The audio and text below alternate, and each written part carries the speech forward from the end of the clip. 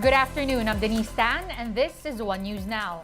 Public drivers and operators hurting from oil price hikes will have to wait a while for some reprieve.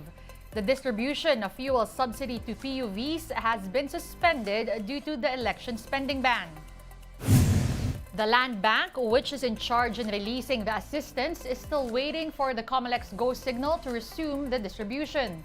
The poll body has promised to exempt fuel subsidies and other urgent social services from the spending ban, which took effect on September 15. The fuel credits were only given out starting September 13, with 1.36 million transport workers as target beneficiaries. Finance Secretary Ben Diokno cautions against suspending VAT and excise taxes on fuel products. Diokno called the move short-sighted and ill-advised. The DOF chief said that this could result in losses for the government of 73 billion pesos of revenues in the fourth quarter. Albay 2nd District Representative Joey Salceda echoed the sentiment, saying that fiscal credibility is difficult to restore. Instead, the lawmaker is suggesting to reduce excise taxes on fuel when the market price exceeds $80 for 3 months, and increasing the tax by 2 pesos when the price is below $45. Recall that some members of the House of Representatives proposed a temporary suspension of fuel duties to address rising pump prices. Still at the lower chamber, confidential funds were a hot topic on day 1 of plenary deliberations for the 2024 budget yesterday. Funding for the office of Vice President Sara Duterte remained a point of contention, this time between Representatives Stella Quimbo and Franz Castro. Castro questioned the transfer of 125 million pesos in contingent funds from the Office of the President to the OVP back in 2022. The lawmaker maintained that the use of these funds were unauthorized since they were not expressly provided for under the General Appropriations Act. But for Quimbo, an existing line item covered the good governance and social services projects of the OVP. Here's a portion of that heated exchange that even forced the suspension of Tuesday's session. One can force her opinion, but one cannot force her facts. Maling bahagi ng libro ang tinitignan po ninyo. Maliwanag, nagdeklara ang Supreme Court na ang contingent fund ay isang line item appropriation. No. Kasi po, Madam Speaker, ang tinatanong ko lang dito kung meron o wala na expressly provided for. Wala pa po ako dun sa contingent fund. At payagan niyo po kung ipaliwanag kung bakit meron. Ang problema po is ayaw po natin makinig. Naano po yung oras ko, Madam Speaker. Pinapatanong kaya nga po yes or no lang po para mas mabilis. Madam So Speaker, kanina sinasabi natin, hindi ako payagan nagtatanong. sana ako, Madam Speaker. In the middle of that debate was Albay 1st District Representative Edsel Lagman, who said that contingent funds are usually abused. He suggested setting limits on the said budget through a review of policies for confidential and intelligence funds. You would recall that during the time of President Duterte, the contingent fund was used for the construction of a resort. We could provide for a special or general provision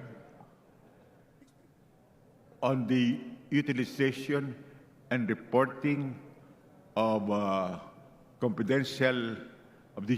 utilization of confidential intelligence fund in the General Appropriations Bill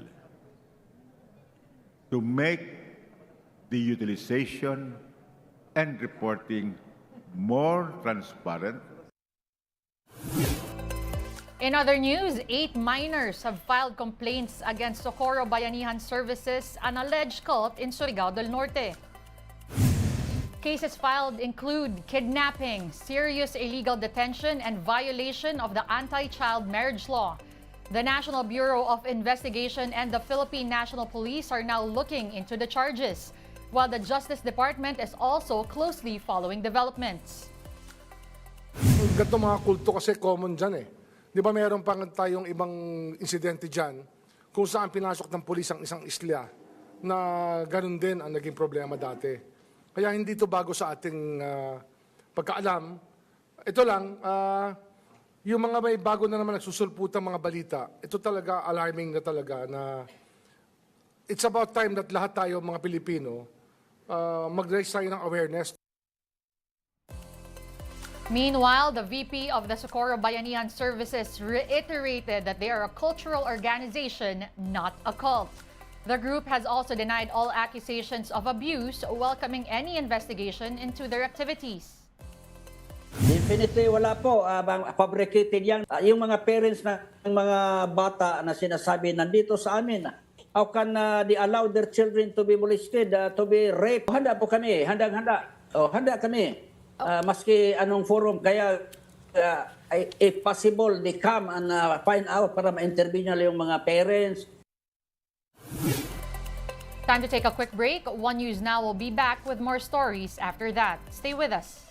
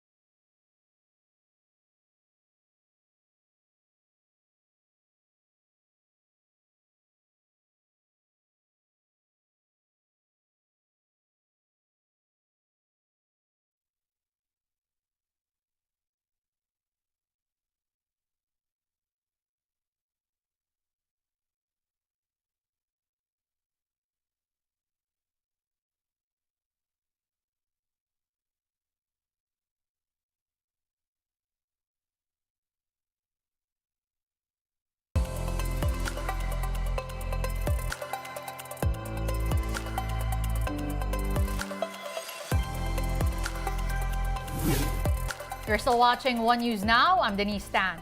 President Bongbong Marcos is not giving up just yet on his campaign promise to bring down the prices of rice to 20 pesos per kilo. The staple has become more expensive in the last few months, soaring to nearly 60 pesos a kilo.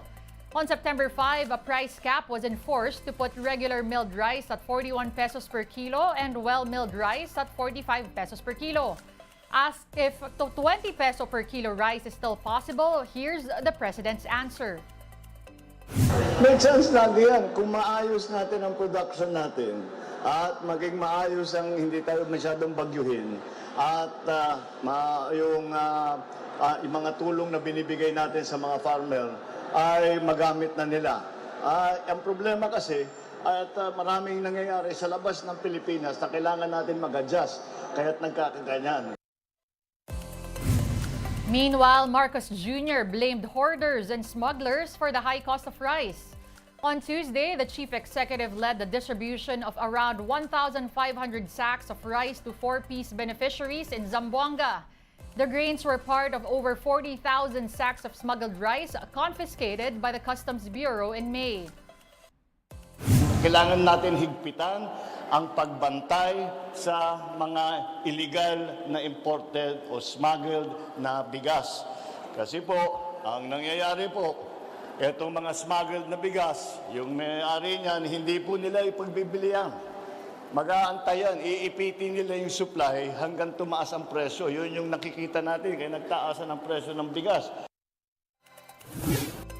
We now give you a quick look at today's other top stories. Amid more expensive rice, Cebu City is looking at implementing its half-rice ordinance. Under this, establishments preparing and selling meals in the city are required to include a half-rice option in their menus. The measure was first approved in 2014 to prevent rice wastage. Once enforced, violators will pay fines of 1,500 to 5,000 pesos with possible suspension of business permit on the fourth offense. Here in the Metro or in Metro Manila, some operations at the LRT-1 could be affected while repair works are underway in the train line. From the current 4 minutes, the interval of train arrival may go up to 5 minutes. The LRT management is currently conducting rail replacement activities in the reversing area of its Baclaran station. The repairs will begin today and will last until September 24. Groups have been gathering to remember the 51st anniversary of the declaration of martial law on September 21. For one, Tindig Pilipinas offered flowers and a memory wall for the victims of the regime of Ferdinand Marcos Sr. The group also honored the victims of the alleged extrajudicial killings or EJ case under the Duterte administration. Tindig Pilipinas is pushing for the creation of a truth commission that will document EJ case and hold their perpetrators to account. One News Now will be back at 3:15 p.m. Join us again later. I'm Denise Tan. We are One News.